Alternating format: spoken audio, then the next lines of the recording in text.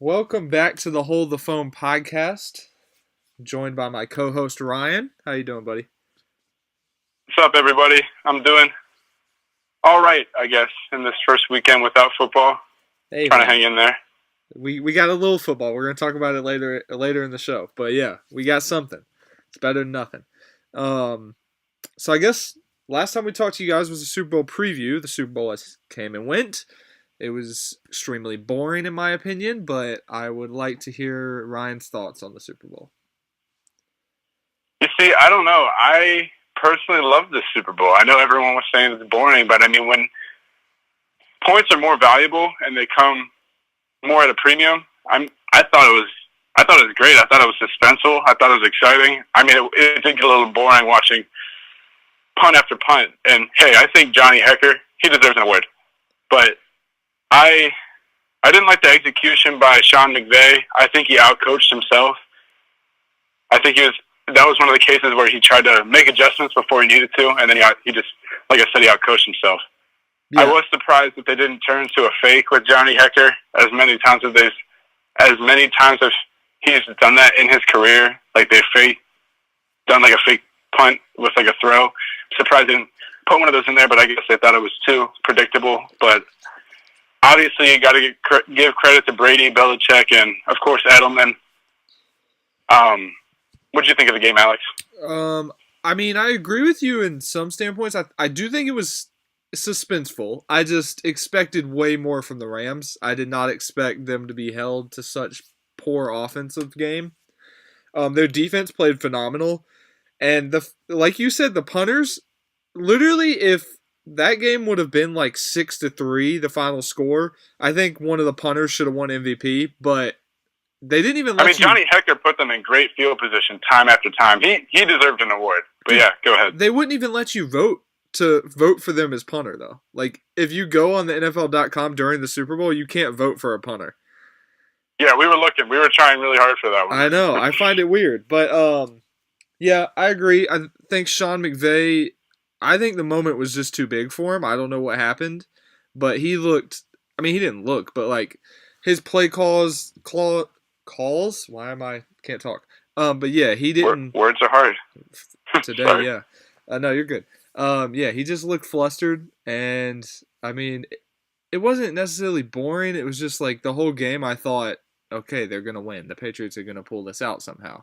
Like there was never a moment where I got nervous and thought, oh, maybe the Rams have this, just because their offense was playing so bad.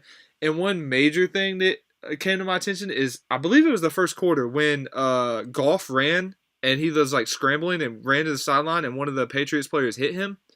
Not one player on the Rams team came to his defense.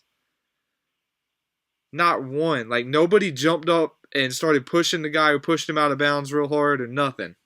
It was just weird. I didn't notice that.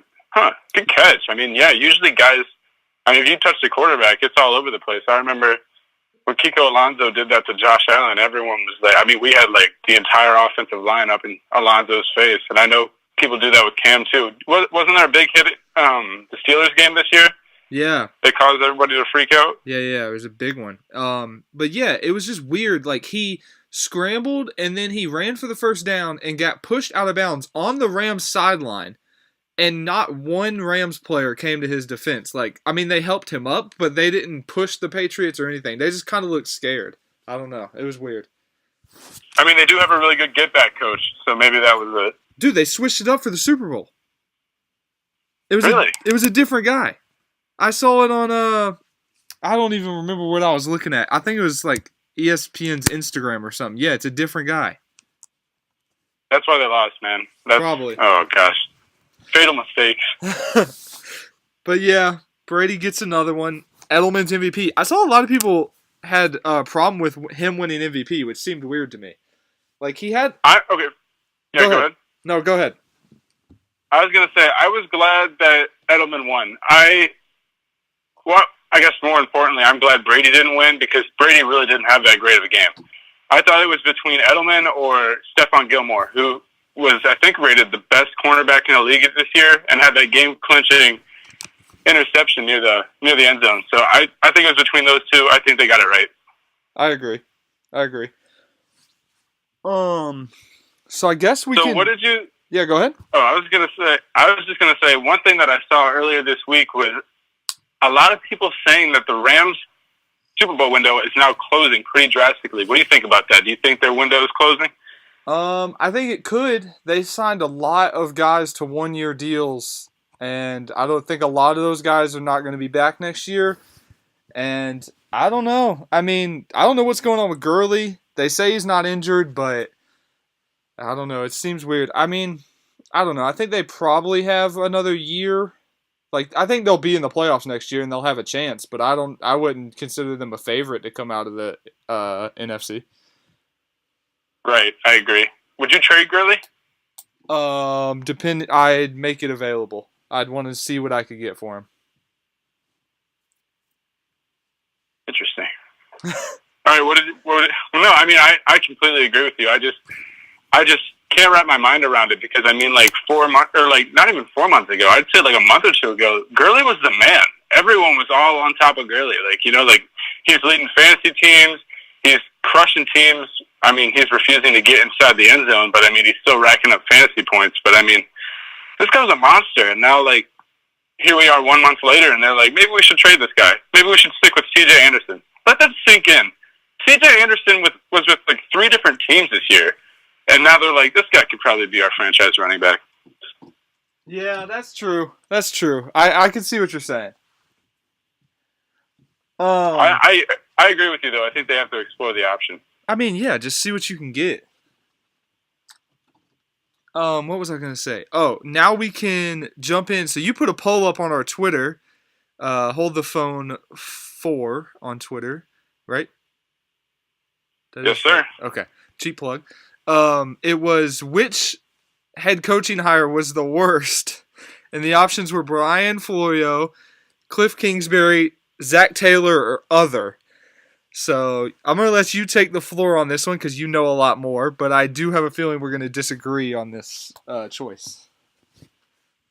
All right, let's dive into it. First off, I would like to say, nice plug with the Twitter, but I also don't remember who won the poll, or I mean, who I guess lost the poll. If we're talking about the worst, I have it on my phone. 1 second. All right, while you look that up, I'll dive into who I think is the worst. I think 100. Oh, sorry, go ahead. No, I got it. Brian Florio got 13%, Cliff Kingsbury 47%, and Zach Taylor 40%. So go ahead. Interesting. Well, I agree with the people on this one. I'm pretty sure I was one of the people that voted for Cliff, but he is just. I don't even know where the Arizona Cardinals are going with this. I mean, I know where they're going, but the direction just seems so off. They're trying way too hard to find the next Sean McVay. Cliff, he's not ready. He had a decent, but not even that good of a record at Texas Tech. I guess his main resume builder is that he like coached Patrick Mahomes in college, but I mean, this guy is not ready for the NFL. He's never coached in the NFL. I don't see how he can make that jump to the NFL. He's like Chip Kelly, but Chip Kelly was actually good in college. Okay. I don't even know, but I know we're going to disagree on this, so why don't you? Yes, I have to defend him a little bit because I voted for Zach Taylor on this poll. Because if we're going to say that Cliff has no experience, what experiences does Zach Taylor have? The only experience he has, matter of fact, is that he was the offensive coordinator for the Dolphins in 2015. He got fired the next year, and he went to go be the Cincinnati Bearcats offensive coordinator. Okay, he has since then gone on to be just a quarterback coach in the NFL, where Cliff, yes, in college he was 35-40 in his 6 years at Texas Tech, which is pretty bad for college football. But every year he was top 10 in passing, which I know 2 of those years he had Pat Mahomes, but they have a super young quarterback in Josh Rosen. I mean, what else are you going to do? Who are you going to hire? Who's out there that you'd rather have that's going to be able to relate to this super young kid that does dumb things in college. Like he wasn't the most like he made bad choices sometimes. Um and like he relates to them. I don't know. I don't see the bad side of taking a shot on a guy like Cliff for 3 years because that franchise is not going anywhere anyway. Like they're terrible, dude. They have two good players, Patrick Peterson and David Johnson. And Peterson's 30. David Johnson is like 25, but still, I don't know. I mean, I don't. It's hard. I see where you're coming from, but if I was the Cardinals, I would have jumped at the chance when I saw that the Browns were not going to hire Greg Williams. That's immediately who I thought they should have picked up. I mean, look at what he already won, or out. I don't know. He got more wins than Hugh Jackson did with the Browns in 3 seasons in like 7 games. This guy, he was a player's coach. He knows what he's doing. I think he would have been a great fit. He definitely would have got that. He's defensive minded, so I guess that's where the downfall is. But I don't know. I thought Greg Williams would have been a lot better of a fit than Kingsbury. But I mean, isn't Greg Williams an offensive? Wasn't he an offensive coordinator for the Steelers? I might be wrong. No, I thought he was. For some reason, I thought he was the defensive coordinator for the Browns. No, I think he was. I mean, this year. I thought he was the offensive coordinator for the Browns. Maybe he was because, I mean, I just looked him up. He got hired by the Jets to be their defensive coordinator, so he must have been a former defensive coordinator because there's no way they'd hire an offensive coordinator for defense. I don't know, man. I guess we'll have to see how it plays out. Who did you think, out of all 8 new head coaches, who did you think was the best head coach hire?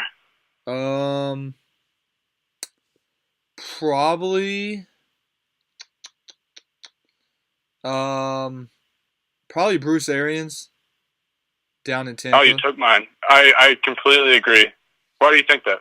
Well, first, I thought he was a great coach when he used to coach for the Colts. Also, I mean, he brought in literally his entire old staff. He brought them down there. And I don't know. I just think he's a good coach.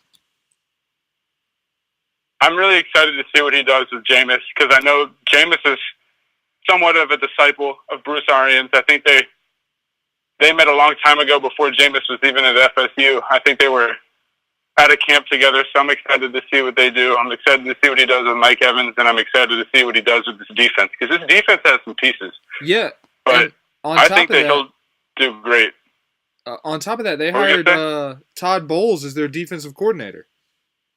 Yeah, I'm excited about that. I was honestly this is kind of a hot take because I know Todd Bowles is definitely one of the most fireable coaches this offseason, but I was kind of surprised that Todd Bowles didn't get another shot. But I'm not.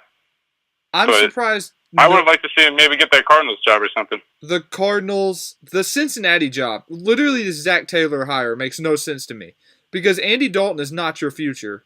Why are you hiring who's supposed to be a quarterback guru? Why are you hiring him when you have Andy Dalton as your quarterback?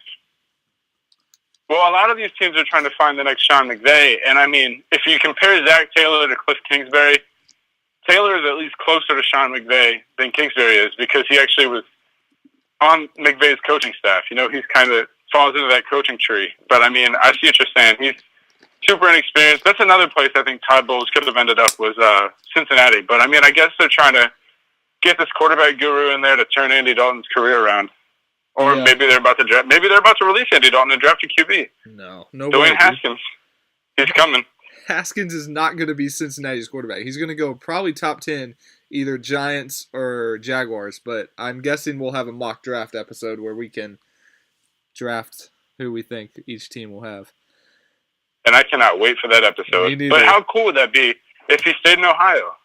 It would be really cool, but like, I mean, I think the Bengals are like the 15th pick. Trade up, man. Buffalo's trying to trade back, so. Yeah, and that would be perfect because right around 8 or 9 is where he's supposed to go, I think. I think there's a lot of teams as of right now are going to trade back.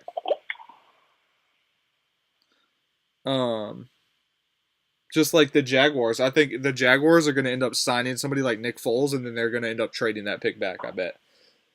Nick Foles, I don't have a good feeling about this. I remember the last time he left Philly, and he's going to be a bum. I'm calling it right now. He's going to be a bum. He's going to be bad. Somebody's going to pay him like $30 million to come be their quarterback, and he's going to be cringy. like Case Keenum was this year for Denver. Like, he's not going to be as good as he was in Philly. My thing about that is at least people recognize that Case Keenum wasn't that guy. You know, like they were like, this guy had a really good season, but we know that he's not that guy. That Denver just needed someone to plug in there for like a year or two while they find their next quarterback. Yeah. But people genuinely believe that Nick Foles is that guy, and I don't know why they don't see it, that he really is like one of those people that benefits with not having any stress on them. If they're the backup quarterback, they can come in and light you up. But I mean, if you're going to make them the franchise quarterback, they're going to fail. We've already seen this story before. I don't know why people are jumping on the Foles train. It's like I used to say with he used to be a Bill, but and a Panther, Derek Anderson. One of the best backup quarterbacks I can remember. As a starter, very bad. And now he's basically just a coach. Yeah. He's still playing, but I mean, he's basically Josh Allen's quarterback coach up in Buffalo. I love it. Okay. A lot of people don't like him, though. No, taking up a roster I thought spot. it was a giant signing just for them to bring him back. Oh, I agree. But other people, I know there are a lot of people in Bills Mafia that don't like it because they see him wasting wasting a roster spot. Dude. And I can see where they're coming from because, I mean, there's no way he's going to play. But, I mean, I see a lot Josh Allen, if you look at – sorry, go ahead. No, you go. I was going to say, if you look at the games that Josh Allen played after we got Derek Anderson, it's like the game completely slowed down for Josh. I mean, I don't know how you don't see Derek Anderson being beneficial to this team and this offense. I mean, I agree because, I mean, I think Derek Anderson did a great job of mentoring Cam Newton when he first came in, and I see a lot of similarities between Cam Newton and Josh Allen. They're both big. They're both physical. They both have strong arms. I think he'll be great. I love the comp. So, one quick thing before we get into the NBA, can we just talk about this other poll that I think you put out on your Twitter? Who is the worst sports personality? And the options were Skip Bayless, Stephen A., Joe Buck, or other. I mean, what did you have a problem with? Who did you vote for? That's what I want to know. Personally, I don't like any of them. Okay, I'll take that back. Honestly, I don't have a huge problem with Joe Buck, but I do not like Skip Bayless, and I don't like Stephen A. Smith. Both of those guys are just hot take machines for ratings. And, I mean, Stephen A. doesn't even know half the stuff he's talking about. I mean, remember in, like, one of the, it was right around the midpoint of the NFL season, he was doing the preview for a Chargers game, and he's like, I think Hunter Henry is going to have a big game. Hunter Henry missed almost all of this year. He missed every with an game ACL tear. I think he came back with he came back for the playoffs. He missed the whole year, and this man was like, I think Henry's going to be really a stud this game. Yeah, I remember that. And then he said Kareem Hunt was still in the Chiefs. And there was one more other thing that I can't think of right now, but I mean, he was saying a lot of outlandish time stuff. after time. I think it should have been a landslide that Skip Bayless won, but for some reason, Stephen A. and Joe Buck tied with 32%. Skip Bayless got 26%. And then underneath, the top mention is about Nick Wright, and I think Nick Wright is phenomenal. Nick Wright is so-so. Sometimes he has really good takes, but sometimes he has really bad takes. I personally, and then you compared him to Colin Cowherd, and I used to really like Colin, but then a few weeks back, he roasted the Bills with no context and no, like, it was misinformed. Like, he called us a sucker because we always trade with the Patriots. We haven't traded with the Patriots since 2001 when we traded Drew Bledsoe. Who knew, man? I didn't know about that. I do feel like bad takes, man. Sorry, go. He hates the Bills and the Panthers. He talks so much shit about Cam Newton. It's unbelievable. Well, I guess that's why he hates the Bills, because we're basically the Buffalo Panthers. Really. It's hilarious how similar we are, basically. I'm shocked Thomas Davidson hasn't signed with you guys. Oh, it's coming. Probably. Coming in March. So, well, I I remember talking to someone from Bills Mafia. I already considered Thomas Davis a Bill. He would be the perfect fit. We need depth at linebacker. He's cheap. He knows the scheme. I don't know how we don't sign him. So, I mean, he likes come Sean March McDermott 13th, I too. expect him to be a Bill. He likes your coach. Oh, I mean, yeah, it's his former defensive coordinator. So, I mean, I'll cry if he ends up going to like the Patriots. I'll be so sad. oh, I would too, because I'm already looking forward to having him. So I guess we can switch on over to a little bit of NBA talk. The trade deadline came and went. Anthony Davis was not traded, even though Dumb.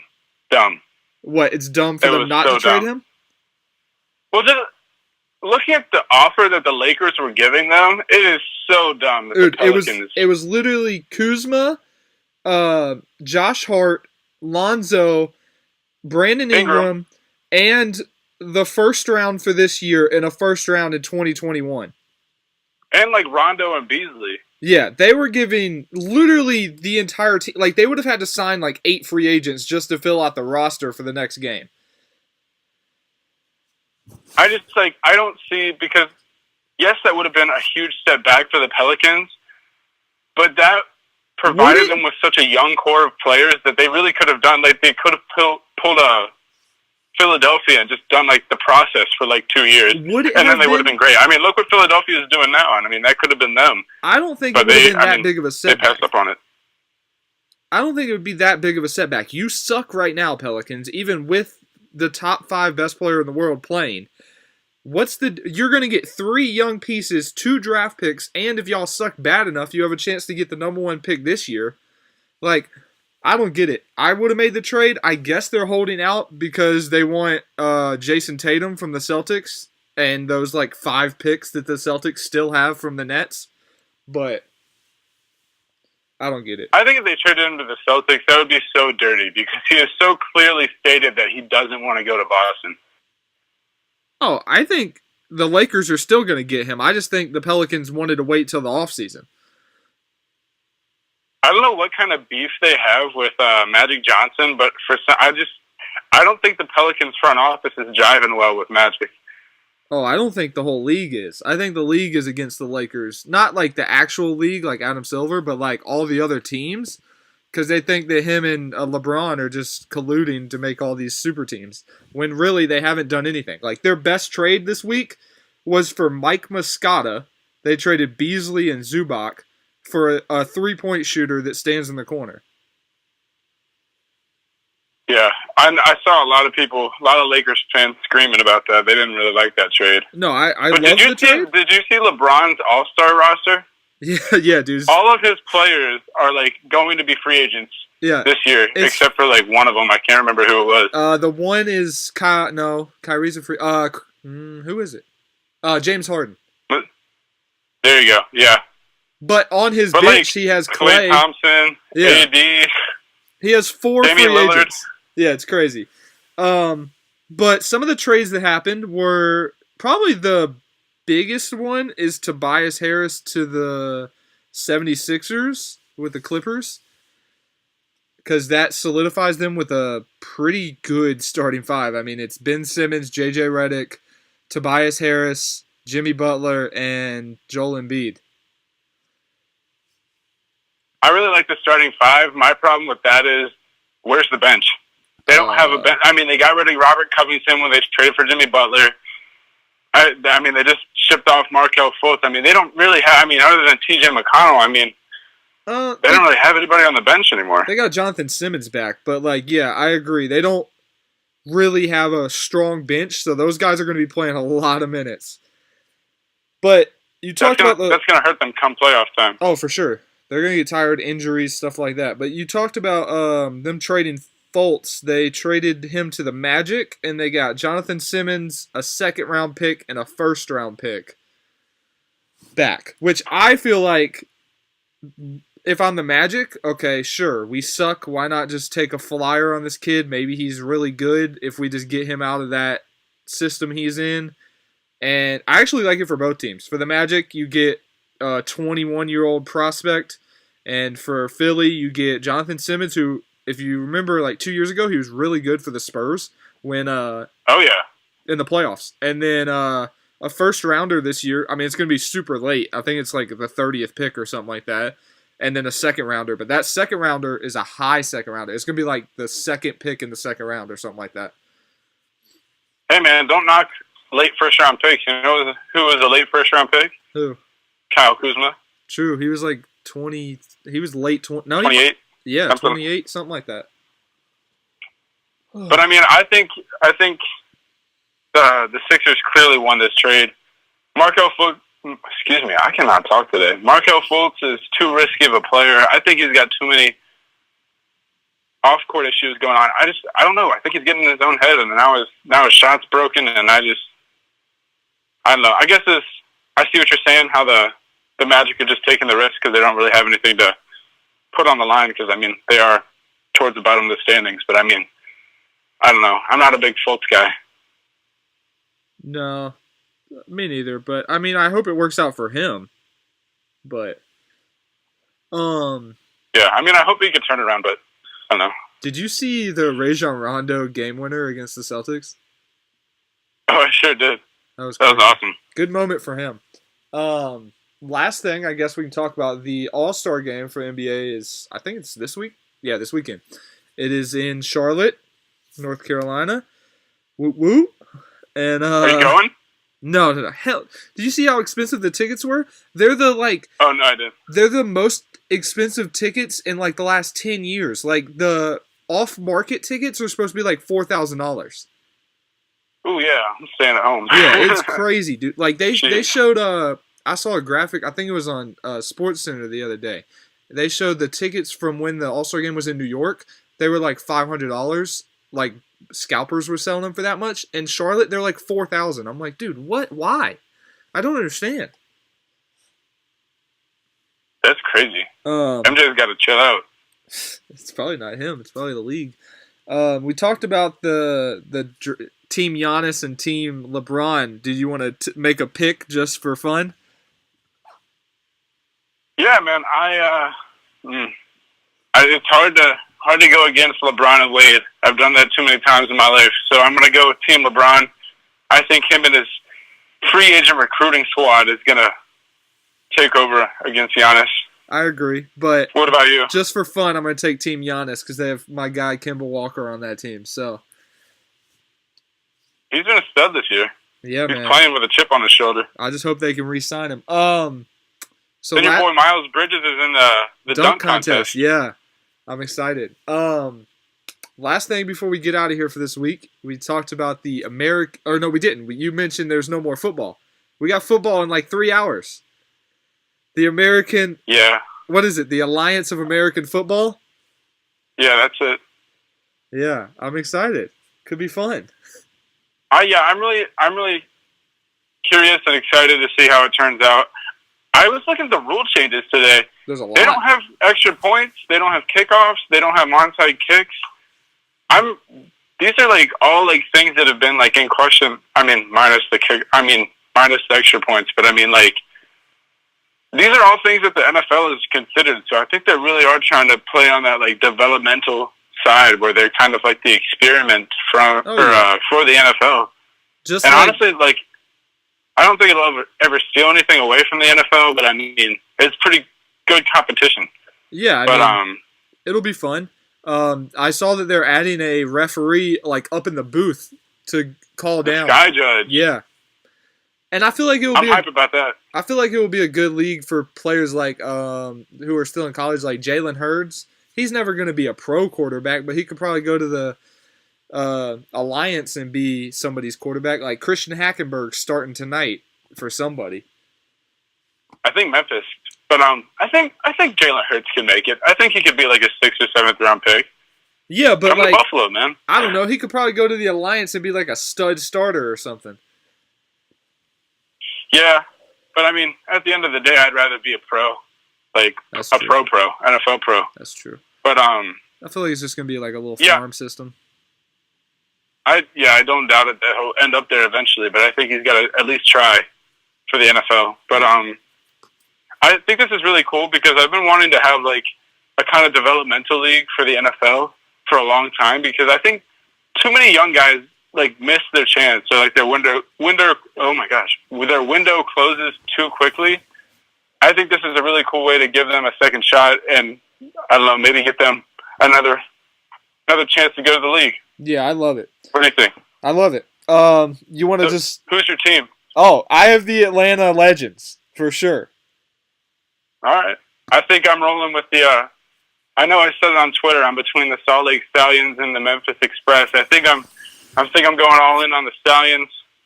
Hopefully they don't suck. Hopefully they aren't like the 8th out of 8. All right, well, I guess we'll find out in 10 weeks.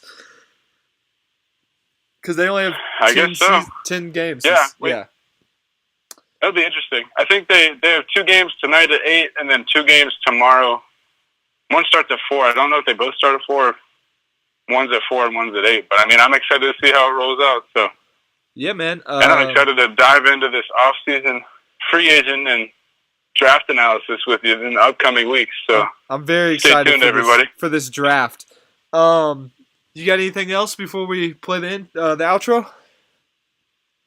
I think that's it. I think we'll see you guys next week. Go follow us on Twitter and make sure to stay tuned. All right. See you guys.